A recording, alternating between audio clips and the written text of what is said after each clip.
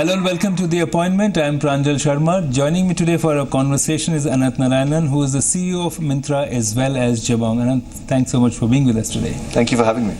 You have the unique situation of running two very well-known e-commerce companies in India, and perhaps one of the few people to do that.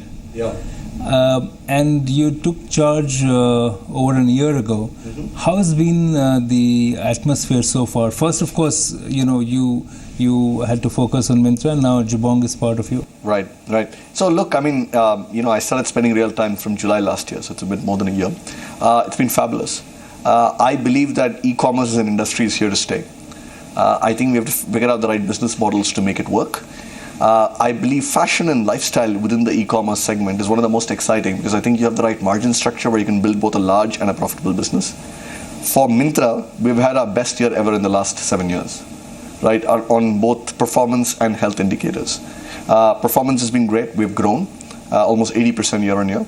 We'll cross the $1 billion mark. We, of course, acquired Jabong, which has been a big milestone. So both the number one and the number two player sort of being under one roof. And 3 years, we've actually had a good focus on healthy unit economics. So when we ship out every piece of apparel, it actually makes money for us. I think that's a good thing to do. So I think all those three have been terrific.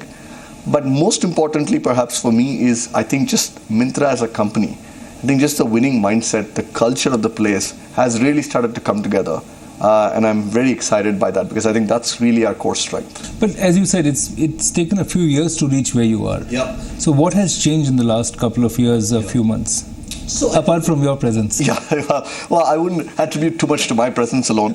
But I think the things that have changed are the following, right? I think the first is there is now a healthy appreciation that you need a business model that works long term. Not because for the sake of making money, but just for the sake of sustainability, right? Second is, I think the e-commerce customer has come of age.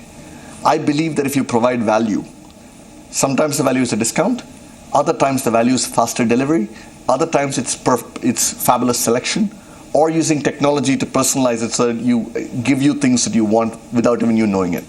Any of those are value, and the e-commerce customer is now starting to appreciate real value. Therefore, we've been able to reduce our overall levels of discounting at Myntra, and that's been another big shift.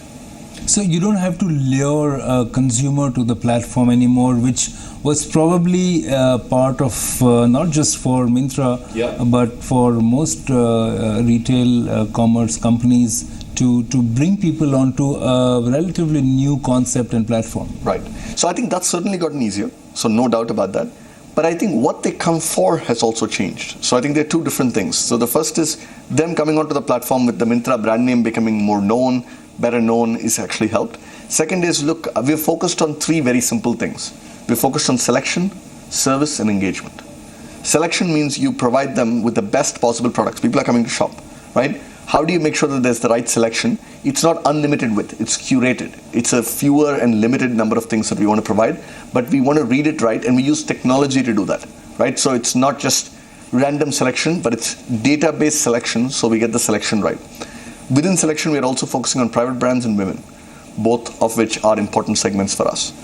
The second is service. We are a mass premium platform. We want our service to be better. Our NPS, by the way, is at 50. It's, I think, probably the highest in the industry. So for a person who has no clue about this NPS, terms, jargons. What does it mean in real life? So NPS is very simple. If you have 100 people shop on your platform, how many of them recommend your platform to friends and family?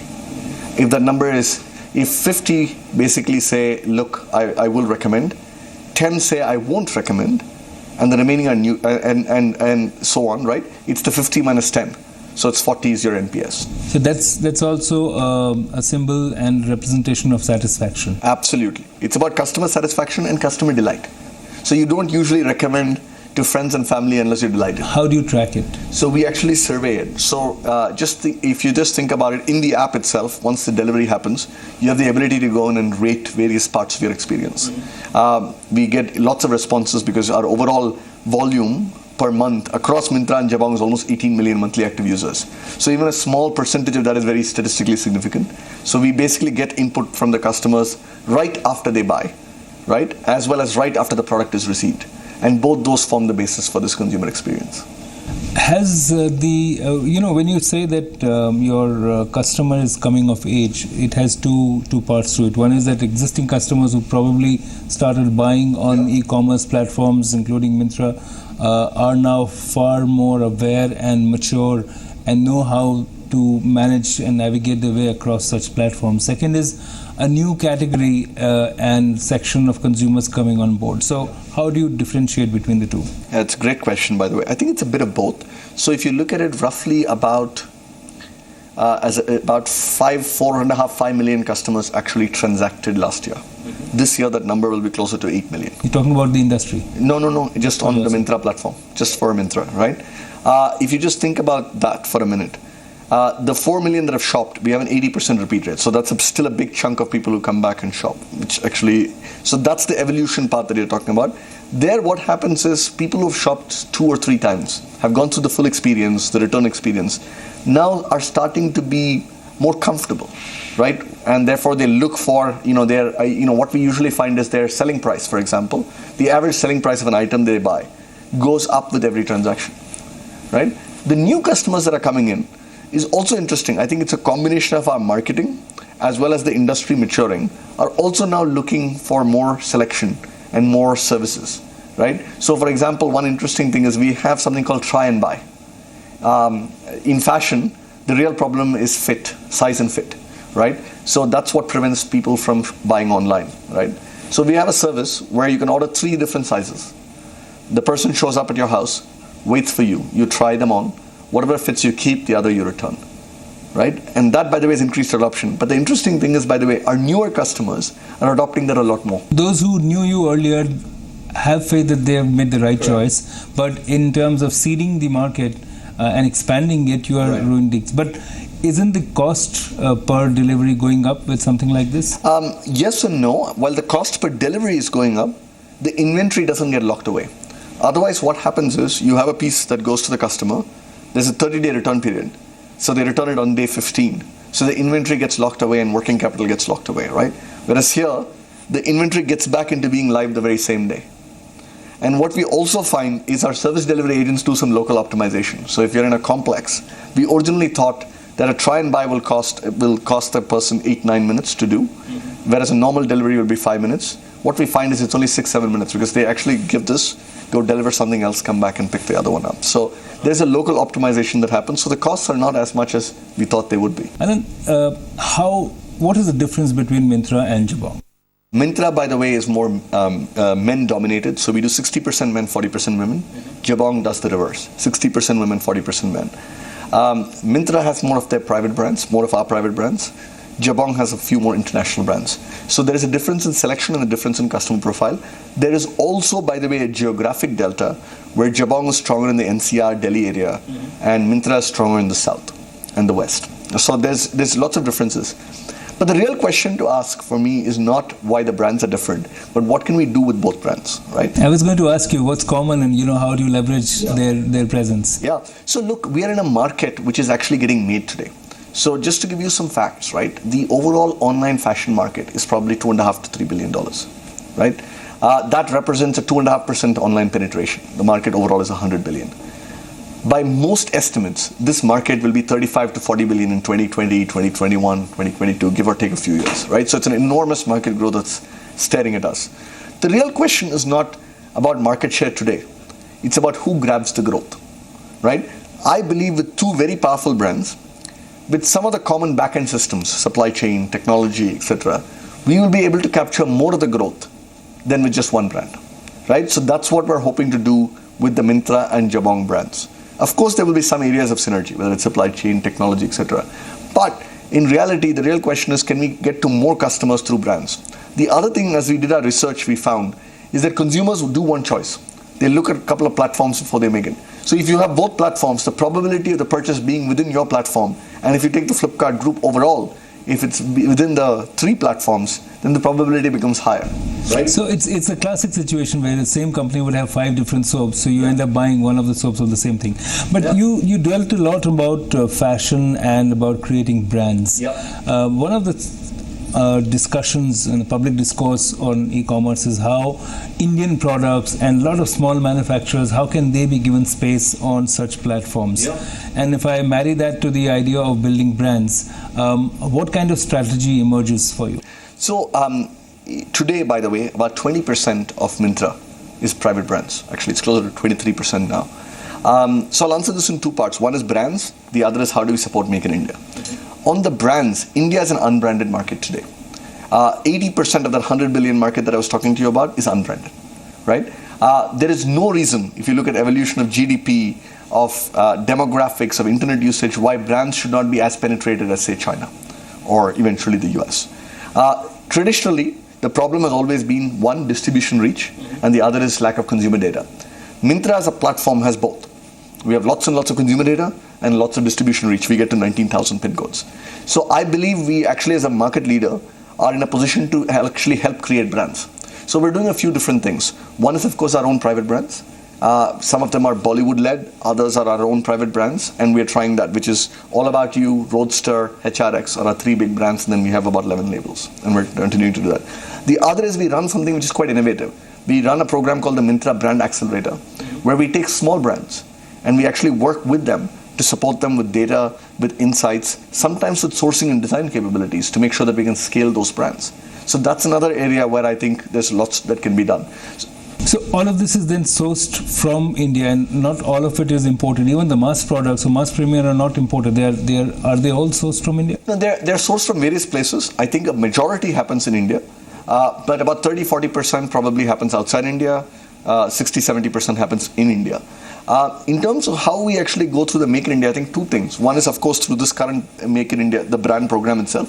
Second, by the way, especially as you think about women, boutiques, smaller manufacturing units are actually quite interesting, right? Because we want a lot of choice. So one of the things that our women's team has done is actually has a program for introducing almost a boutique a week. So these are much, much smaller brands. It's like showcasing. It's showcasing, right? And we showcase each of these. Then they have the ability to actually have a stage which is national, not just the local sort of pin code that they're at. Right? But the challenge there would obviously be in terms of volumes. They would hit limits on volumes that they can provide to you. Absolutely. Which is where the Myntra Brand Accelerator program comes in. So we can actually help them. If there are brands that can scale well, we provide them help to say, how do we actually set volumes up? How do you put in place your tech systems so you can actually scale with us? So we provide that as a service to some of the smaller brands, right, as they want to scale. The manufacturing and the supply chain business and the entire effort on that, how has that changed in the last few years, and how do you see that evolving? I mean, do you see any fundamental shifts taking place? Sure. Well, I think there have been some fundamental shifts, and then there will be more with GST. So let's talk about both, right? So one is, if I just look at supply chain in India, I think the infrastructure, has evolved dramatically over the last year. If you look at us, a year ago we used to service 12,000 pin codes, now we do 19,000 pin codes, right? So which is a dramatic sort of scale increase that's actually happened. The second is, by the way, the customer now wants more than just delivery. So we're piloting a whole bunch of value-added services. So in some ways, you're also re-energizing these micro businesses. Absolutely. If I think about going forward and what changes about supply chain, see, look, historically, we've always sort of been very tax-based in terms of where the manufacturing locations are, the warehouses are, the distribution centers are. Now that you actually think about GST, we can place it where the demand is. I believe as e-commerce firms, we actually have a very good sense of both current and future demand because we can see those patterns. I think our entire supply chain and distribution network will get rethought of with GST. We have a team already working on it, but I believe it will be very positive, right? Both from a cost and from a demand perspective. There are now two companies that you are riding, two tigers, if I may, and I think they have been distinct companies. And purely from the leadership point of view, Ananth, how exciting or challenging is it to try to get these two very distinct companies to work together? Yeah. So look, I think culture makes a big difference, right?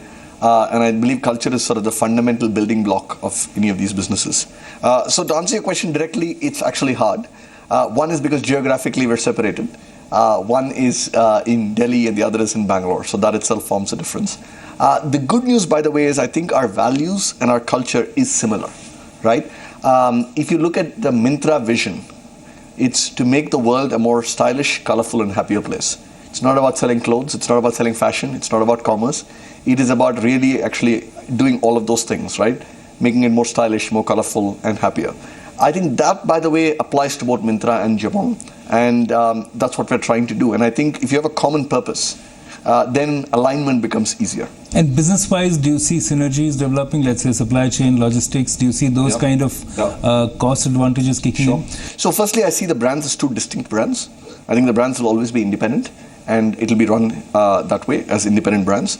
Of course, there are areas where we will have synergies. We've already started implementing a lot of supply chain costs and cost reductions, which have actually been really helpful. Technology is another area where I do think leveraging each other's capabilities will be another area, right, where we will get advantages. And speaking of technology, you're also using technology in very interesting ways. You said that you're also tracking how consumers spend. But if we go beyond that, there are a lot of policy challenges coming through. You mentioned GST, which is going to make life better. There is also, of course, demonetization, which is leading people towards using less cash and more other forms of payment. How does are these opportunities for you, or are they going to benefit you in the medium to long term, but not immediately? Sure. So I think there were three things. I'll quickly hit all three. I think decoding, I think fashion and technology. I think that's the core of what Myntra does. I think of it as using technology to decode fashion. That's what we do. So I think eventually I see technology as an enabler for disruptive change, and I believe that that's why the growth rates that we have are what they are. Okay, so that's number one. Number two is on regulations and what they mean for us. I think GST, we've already spoken about. I think it's very positive for us, both in terms of creating transparency in the system, being able to place supply and demand where they actually make sense, as well as overall cost structures I do think will come down. I think on the other regulations, FDI and so on, I think they're the right set of regulations. Over a period of time, my sense is I think it's around how do we make, even before FDI, I believe that I think there's a lot of value in making businesses sustainable, which we spoke about earlier. So I think having some set of norms around discounting, around all the rest, I think helps, and I think, therefore we're compliant around it. The last is on demonetization. I think short term, there is an impact. It's not a major impact for us. So after the initial decline, our baseline has sort of shifted down by maybe 3, 4, 5%, but that's against a growth plan. So November, we grew by 50%, right? Our plan was closer to 80. So we still grew less than our plan, but I think, we still grew. Long term, I believe fundamentally it's a very good idea, right? Because what it does is it actually shifts the pendulum towards digital payments, which I actually think, from every perspective is always better for both the end user and for us. It's much better. But even here, I think you've been flexible enough on, especially the cash on delivery format, to probably offering card on delivery. How is that panning out? So that's been great, by the way. Thanks for asking. I think it's one of the innovations we did right after demonetization. So all our service delivery agents and all our partner service delivery agents were immediately equipped with a point of sale device, right? So literally, cash on delivery used to have 5% card on delivery. So, when you get it, you then decide to pay by card. That number has now become 50%, right? And that's fabulous. So you've solved the trust issue because the customer wants the package in their hand, and yet they pay digitally. It's the best of all worlds. So that's been a great shift for us. Innovation is interesting, which you are driving, Ananth, but you came from the world of consulting. You were at McKinsey's, and now this is the big bad world of where, you have to sell real products to real people. How has this, how did you straddle the change? So look, some things you take from McKinsey, others are new skills to learn. The things that I took from McKinsey are, I think, one is being in an unfamiliar situation, being able to problem solve and come up to speed things quickly, which I think, by the way, is a core skill in e-commerce because, frankly, everything changes all the time. So I think it's a good skill to have. I think what is different, by the way, is just pace of decision making and execution. I think you don't have a lot of time to analyze. You have to learn to go with your gut. I think those have been learning. I have a terrific and wonderful management team, I think both at Myntra and Jabong, and those have been hugely helpful in sort of getting me there. I think that's probably been the biggest learning. And thank you for joining us, and our best wishes for your new career and for the success of Jabong and Myntra. Thanks so much.